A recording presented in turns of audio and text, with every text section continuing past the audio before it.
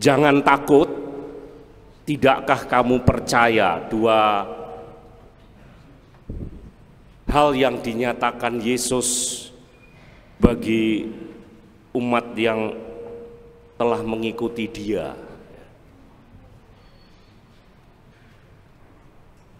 Ini dikarenakan banyak orang kurang, mungkin bahasanya ya, kurang punya kesetiaan,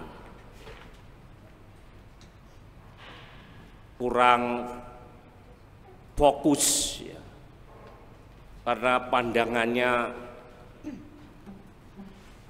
tersebar, tidak bisa ke satu titik,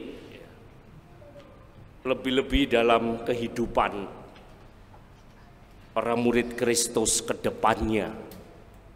Karena itu ini yang seringkali terjadi dan Yesus tahu itu, karena kata profetis yang harus jadi pegangan supaya para pengikutnya itu fokus ke Dia saat menghadapi banyak tantangan, persoalan atau masalah. Karena itu Dia sebelum Dia pergi meninggalkan murid-murid, ini yang harus membuat kita ya percaya ya, membuat kita tidak perlu takut yang berlebihan. Artinya bahwa tidak boleh takut. Yang enggak pas itu kan takutnya berlebihan, fobia. Jadi akut, ketakutan. Sehingga kadang-kadang banyak orang justru melakukan hal-hal yang tidak benar. Karena itu kata kunci yang perlu menguatkan kita umat beriman ketika sedang mengalami badai-badai dalam kehidupan, yang harusnya ini membuat kita tetap teguh. Yesus ketika mau meninggalkan murid-murid, Dia hanya berkata, "Aku akan menyertai engkau sampai akhir zaman." Ini bukan kata-kata hiburan loh. Karena masalahnya yang berkata ini siapa tadi? Yesus. Dan firman-Nya selalu apa? Kalau Dia berkata, firman-Nya pasti akan apa? Ya akan terjadilah. Ya cepat atau lambat, karena itu nubuatan. Nubuat itu cepat atau lambat pasti terjadi. Ini bukan ramalannya Yesus. Ramalan itu banyak tidak terjadi. Makanya orangku sering ngeramal apa itu nomor, bodoh itu namanya. Diramal, ternyata song. Ayo. Diramal karena tidak ada, aku tak nubuat tombokan, nggak ada lah. Pasti aku tak ngeramal dhisik ya, tak ramale ya. Nggak terjadi. Jangan datang kepada peramal-peramal itu dibujui. Karena aku ndelok auramu pret ketek opo, enggak, kamu ndak ngerti masa depan saya kecuali Tuhan. Yesus mengatakan secara profetis, "Aku menyertai engkau sampai akhir zaman." Loh, tapi Dia kan tidak ada, Romo. Dia maha kuasa kok, ada enggak ada. Kalau Dia sudah ngomong mau apa? Ya kita aja yang takut karena kita harus ditunjukkan. Lah kalau Anda disertai suamimu kemana-mana aman, ya Dia tidak maha kuasa. Karena kalau ada Dia tetap kamu merasa disertai. Kalau tidak disertai. Lah kurang manusia terbatas. Kalau Tuhan Maha Kuasa, dia ada fisiknya atau tidak, tetap menyertai apa enggak? Ya justru itulah Tuhan. Karena dia dalam fisik maupun tidak fisik, dia ada. Sedangkan manusia ini terbatas, tidak punya kuasa apa-apa, karena dia hanya bisa menyertai kalau ada tubuhnya. Ya karena sama-sama manusia, ya sak level 11-12. Kalau dia tidak ada berarti dia tidak menyertai saya. Itu kan pikiran kita yang terbatas. Kalau Tuhan yang tidak terbatas kan tidak perlu. Dia ada, dia tidak ada, dia tetap menyertai kita. Aku menyertai engkau sampai akhir zaman. Kata-kata ini harus menjadi kunci sehingga kalau kita menghadapi prahara apa-apa, ya kita harus punya kata kunci. Ya.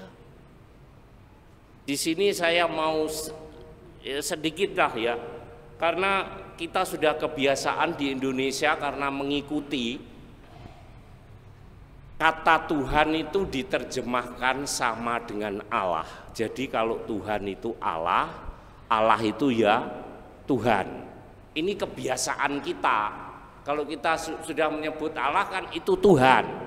Nah, sementara itu disingkirkan dulu. Ya, Tuhan dan Allah saya bedakan.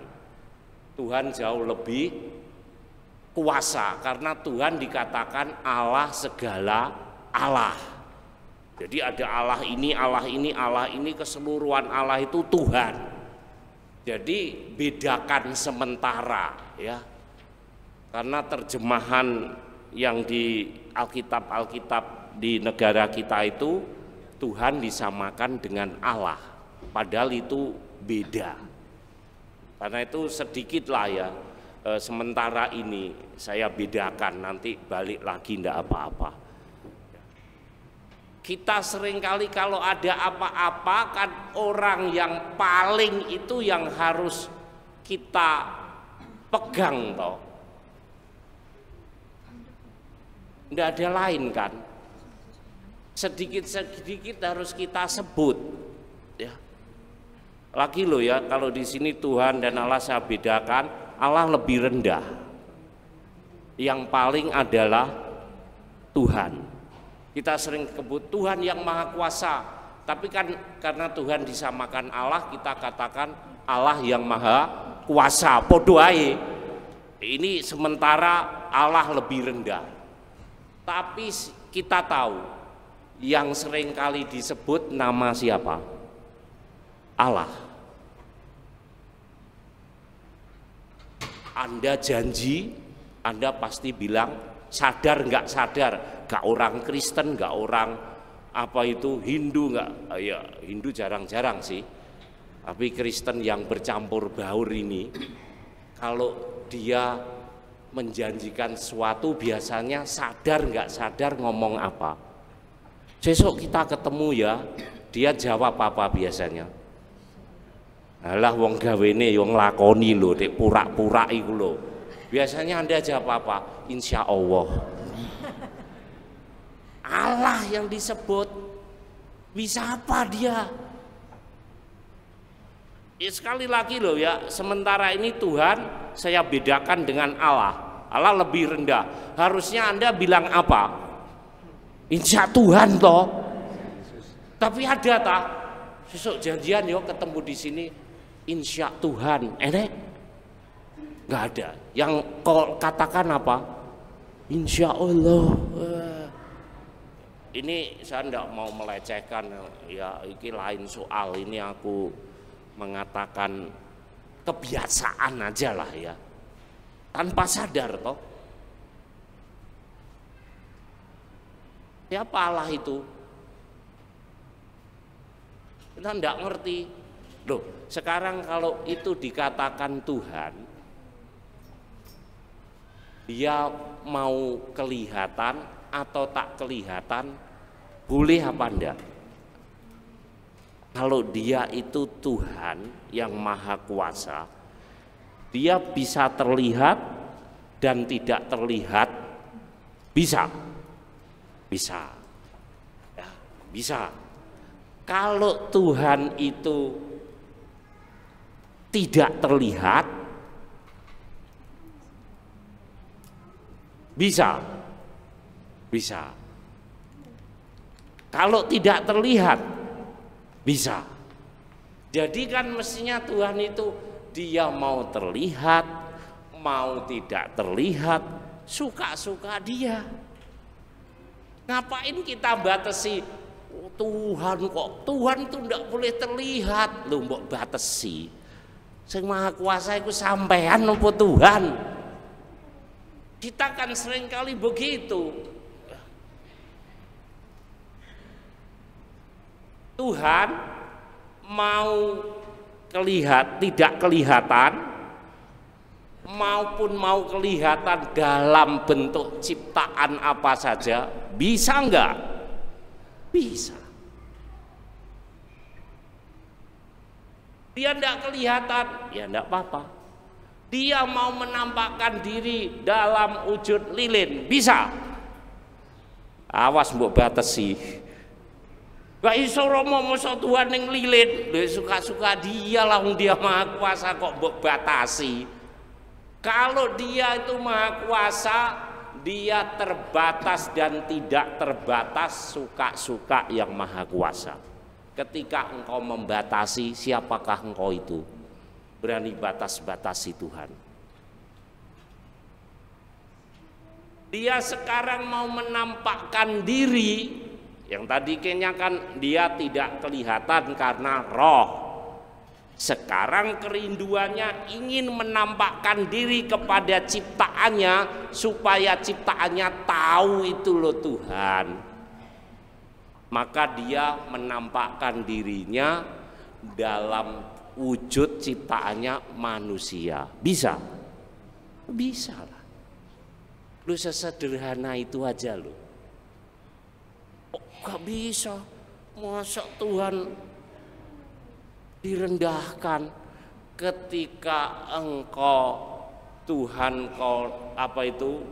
Tuhan manusia kok angkat jadi Tuhan, itu musyrik.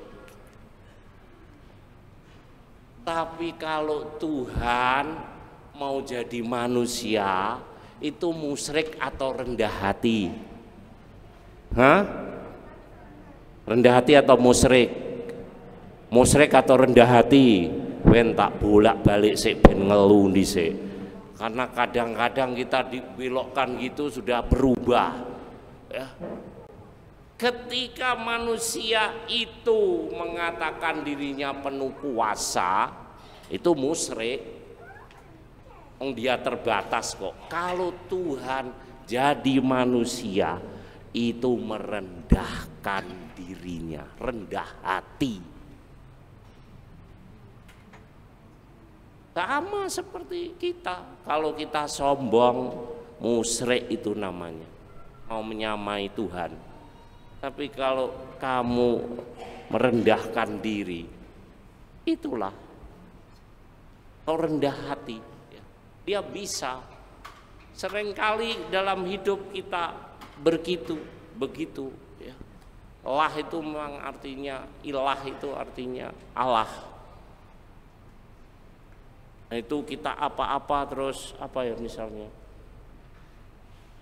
orang jalan terus tiba-tiba kesandung mau jatuh, biasanya bilang apa? Hah? Masa insya Allah? Tuh kamu kalau ame janji itu baru insya Allah ya. Semoga. Kalau Anda jalan itu biasanya orang sadar atau tidak sadar ngomong apa?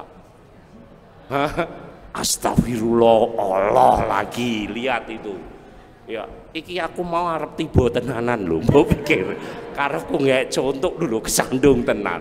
Untung aku gak biasa, jadi aku gak tahu ngomong astagfirullah. Yang lama sudah berlalu, kata Rasul Paulus. Ketika kamu telah menerima Kristus yang menyertai engkau sampai akhir zaman. Yang lama sudah berlalu, yang baru sudah datang. Kau tidak usah lagi panggil-panggil Allah. Yang baru sudah datang siapa? Tuhan. Yang kita kenal dengan sebutan yang familiar, yang viral siapa? Yesus. Makanya kalau Anda janji gantian, ojo insya Allah tapi insya Yesus. Wani kowe? Ayo. Gak wani toh? Apa itu insya Yesus? Tuhan kok dia. Apa Anda jatuh astagfirullah gitu lagi? Wani enggak? Asta Yesus, ayo. Allah, itu loh ditantang sungguh ini. Ayo berani enggak? Waduh Romo, wani Romo. Kata Yesus, jangan takut. Enggak nantang aku. Itu kan imanku. Pak kau mau urusin. Emang harus imanmu yang harus katakan. Enak malah ngewangi sampean. No, ya kayak anak kecil aja lah ya. Sedikit-sedikit kalau Anda apal, kalau tidak ada insya nggak apa-apa lah. Anda jatuh atau apa, Yesus Yesus Yesus, wah aku seneng nek krungu ngono. Timbang sing liyane aku gak kenal. Yang lain-lain apa janjikan kayak Yesus? Aku menyertai engkau sampai akhir zaman. Romo, nek utang untuk Romo muni Yesus Yesus Yesus boleh aja, kenapa ndak boleh? Ya supaya hal-hal yang jelek yang lama sudah berlalu, yang baru sudah datang. Ayo, ini hal sederhana loh, yang sering kali kita buat loh. Berarti enggak diubah. Yuk ini tantangan ini, sehari-hari aja lah. Ya, gak usah sing angel-angel lah, ngapain sing biasa-biasa aja. Kita sebut Tuhan kita aja takutnya setengah mati. Baru cuma ngucap, belum menunjukkan dalam simbol tanda sehari-hari. Orang mengucapkan sedikit-sedikit Yesus saja sudah takut. Bagaimana dia berani menunjukkan dalam apa simbol-simbol yang nyata? Ya memang itu simbol tapi lesan, kata kan terdengar. Nah, kalau kamu menunjukkan simbol-simbol tertentu itu kan ya ada simbolnya dan juga sekaligus ucapan. Kau mengatakan Yesus simbolnya apa? Enggak ada toh. Masa engkau mau misalnya apa itu mengalami sesuatu gitu, Anda mau mengatakan itu kan spontan, tidak ada simbol-simbol. Yesus Yesus Yesus Yesus gitu misalnya. Wanda naik mobil gitu, tiba-tiba ada nyebrang jalan gitu, direm mendadak, Yesus Yesus Yesus Yesus gitu tok. Nggak mungkin Anda ngerem mendadak Yesus Yesus Yesus, nggak ada, aku nggak pernah ketemu. Ya cuma ngomong aja, ya nggak ada yang pakai mana ada tanda, nggak ada toh. Ya, mungkin kata ini jauh lebih mewakili daripada buat tanda, ya karena orang kan tidak terdengar, ya nggak ada yang Yesus Yesus sama begini, nggak ada, ya kita langsung aja Yesus. Ya. Anda misalnya janji nanti kita ketemu ya, insya Yesus, nggak ada. Udah ngomong aja insya Yesus begitu, ayo.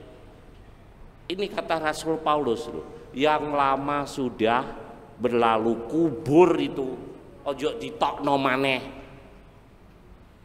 Seperti mayit itu, mayit itu kalau sudah mati meneng, Tapi kalau dia sudah dibangkitkan, kan bangun, kan hidup. Ya. Yang mayatnya tadi mana? Wes gak enek. Yang anak apa? Kehidupan. Yang lama sudah berlalu, ojo dipakai-pakai lagi, yang ada yang baru. Itu yang kau pakai, kata Rasul Paulus. Karena itu setelah dia memiliki Kristus, dulu dia tidak mau mewartakan Yesus, malah dia mengintimidasi. Itu hidup lamaku sudah berlalu. Sekarang tidak ada hari tanpa mewartakan Yesus. Ada banyak tantangan, gak ngurus. Yang baru sudah datang. Maka kalau dia tidak mewartakan Kristus, dia berkata untuk dirinya sendiri, celakalah aku.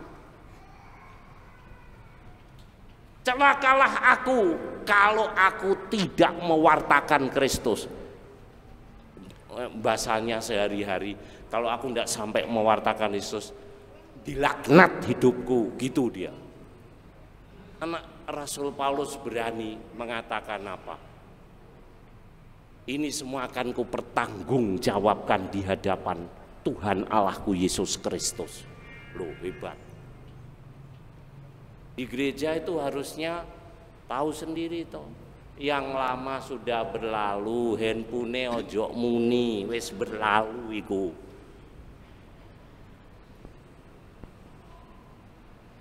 Ya gimana berlalu, mbok gowo terus ayo. Ya sekurang-kurangnya ya untuk Tuhan aja loh.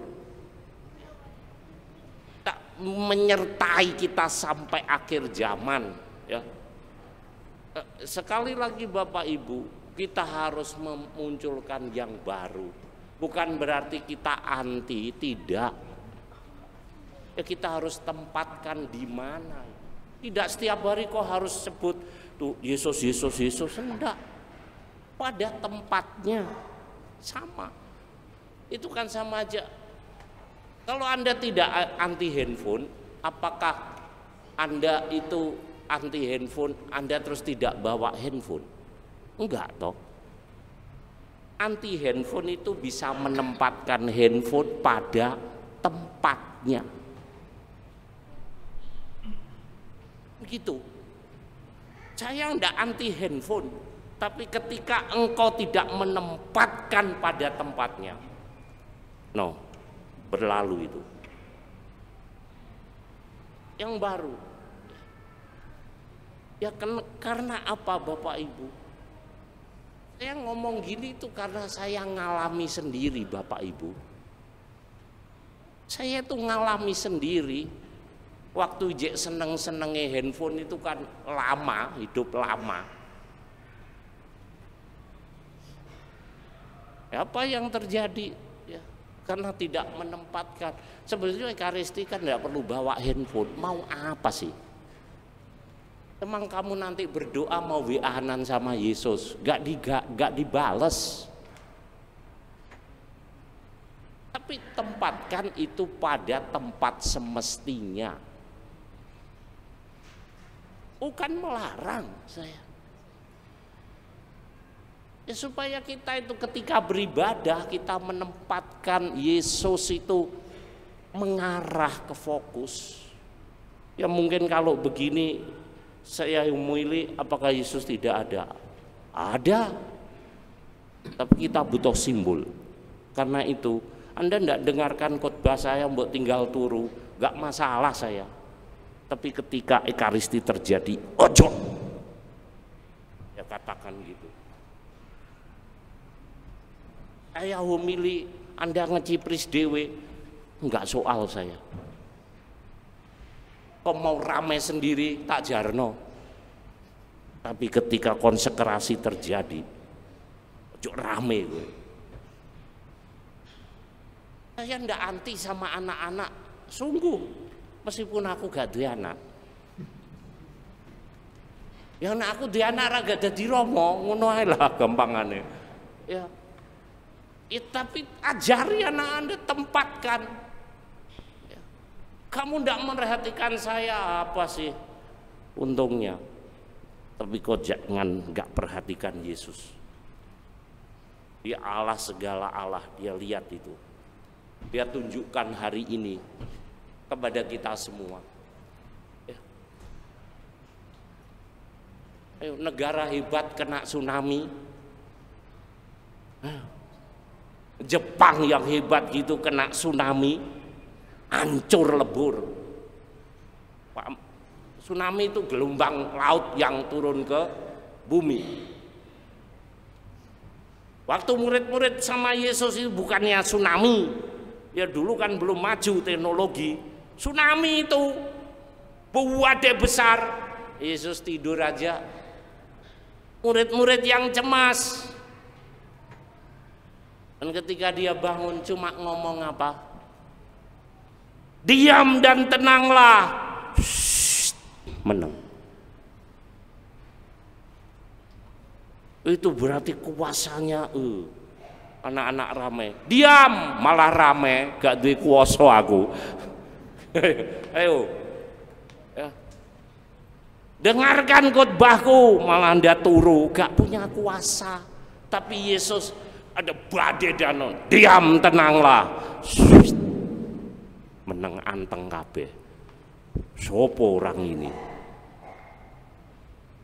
Jangan, siapa dia itu sampai seperti itu?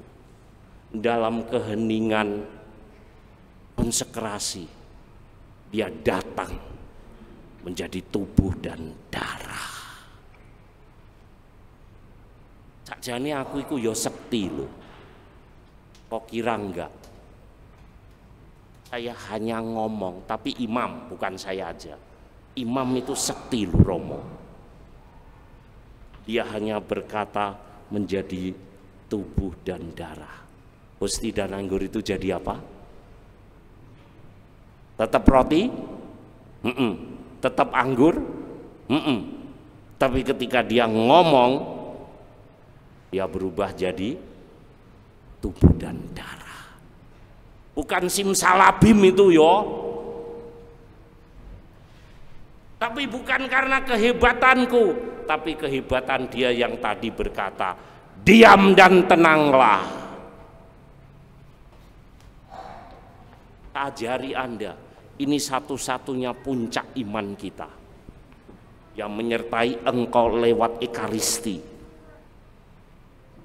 Jangan pernah alergi dengan ekaristi. Anda mau alergi dengan kurnya, alah kurnya kok ngini Romo, bletot kabeh sejarno. Tapi ketika ekaristi terjadi, jangan kau sampai tidak fokus ke dia. Apa yang terjadi ketika murid-murid tidak fokus kepada Yesus? Ketakutan. Sama. Kita mengalami banyak fobia. Gini-gini takut, gini-gini takut. Yesus kata, tenang. Mari Bapak Ibu dalam hidup kita tempatkan Yesus pada tempat yang semestinya dalam situasi apapun. Rasul Paulus sudah membuktikannya. Sehingga dia berkata, yang lama sudah berlalu, yang baru sudah datang. Mari kita fokus, kita mengarah untuk mengimani Yesus Kristus itu, supaya dia tetap kita yakini, percaya bahwa dia menyertai kita dan ketakutan kita dalam segala hal diambil oleh dia yang sudah berkata, jangan takut, aku menyertai engkau sampai akhir zaman. Tuhan Yesus memberkati kita. Amin.